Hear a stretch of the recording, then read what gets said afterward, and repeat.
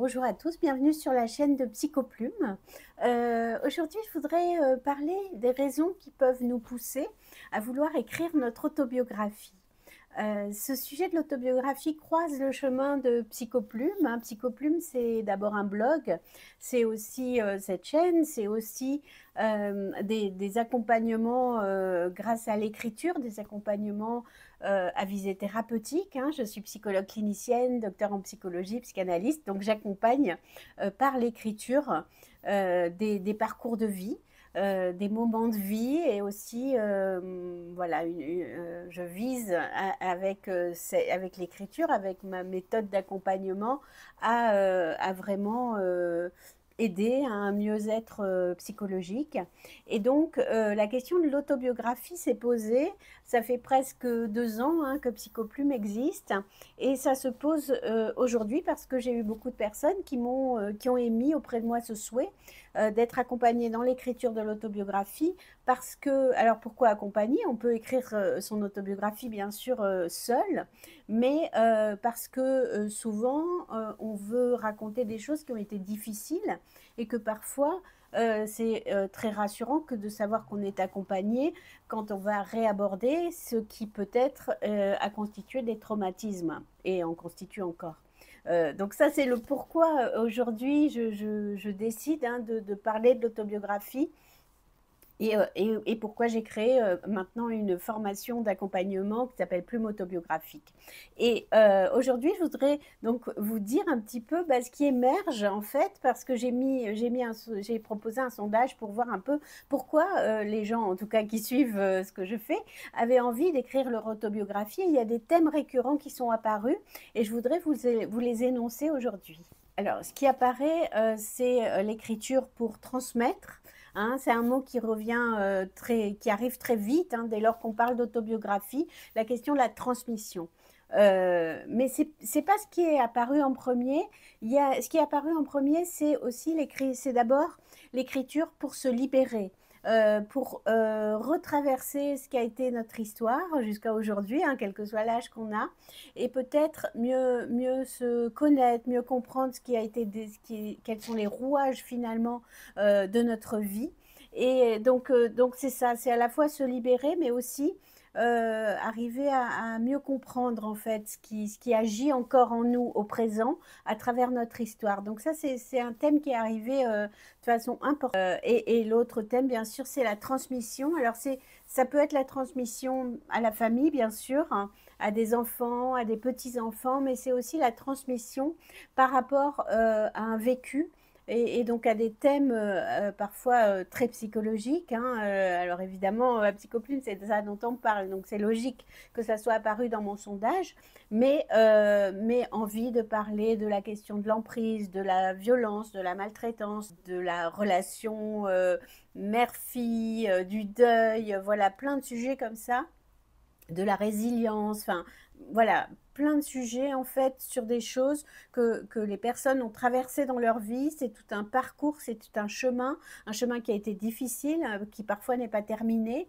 Et donc c'est l'envie aussi de pouvoir transmettre hein, peut-être à des personnes qui traversent les mêmes choses, les mêmes épreuves, pour pouvoir peut-être hein, aider à cette traversée, aider à la réflexion, donner un regard sur quelqu'un qui peut-être est après ce moment de la traversée. Donc voilà, ça c'est apparu de façon assez forte. Ça peut être aussi écrire pour briser le silence. Hein. Là, on tombe sur le nœud hein, des secrets de famille ou en tout cas des non-dits, hein, ce qui n'est pas tout à fait la même chose. Donc, il y a parfois beaucoup de non-dits dans les familles, des choses voilà, qu'on aurait besoin, qu'on aurait envie de dire par rapport au fait d'avoir voilà, pas pu être vraiment entendu dans ce qu'on est. Donc là, l'autobiographie, elle peut être un moyen aussi de se dire, de dire à la famille même, hein, ce qu'on est, ce qu'on a traversé, ce qui n'a pas été entendu, quelles sont les douleurs encore présentes. C'est donc pouvoir dire ce qui n'a pas été dit. Hein, qu'on soit sur la question d'un secret de famille ou qu'on soit sur des non-dits, des tabous en quelque sorte, ou le fait de pas pouvoir avoir été, d'avoir le sentiment de ne pas avoir été entendu. Ça peut être aussi écrire pour livrer sa vision du monde, hein. Là, on est plus sur un récit, hein, qui n'est pas un témoignage, qui est vraiment un récit parce qu'il va mêler à la fois mon parcours autobiographique, mais aussi une réflexion sur le monde, sur ma représentation de la vie, du monde, du sujet que j'évoque. Et donc, ça va mêler à la fois des réflexions qui peuvent même être des réflexions assez philosophiques ou existentielles à ma vie, et comment, voilà, ces réflexions en fait me parcourent et ont aussi déterminé mon chemin. Donc je t'invite à me dire en dessous dans les commentaires, j'en serais ravie. Qu'est-ce qui, toi, te pousse à avoir envie d'écrire ton autobiographie? Si c'est le cas, si tu es encore là, ça veut dire que certainement, oui, peut-être tu l'as déjà écrit, peut-être c'est un projet, peut-être c'est juste une idée, peut-être tu te dis un jour je le ferai. Donc, et qu'est-ce qui te pousse à ça? Quelle est la raison, ta raison profonde, ta motivation profonde? Je serais ravie de t'entendre là-dessus.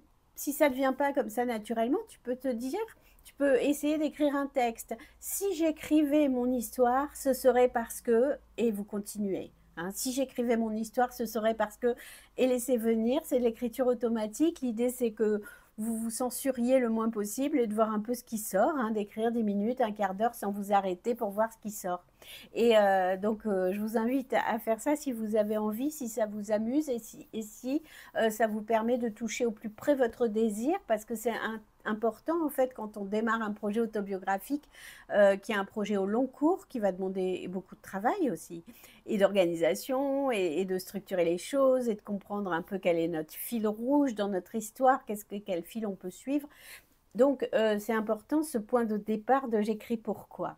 Et donc, voilà, je vous invite à y réfléchir.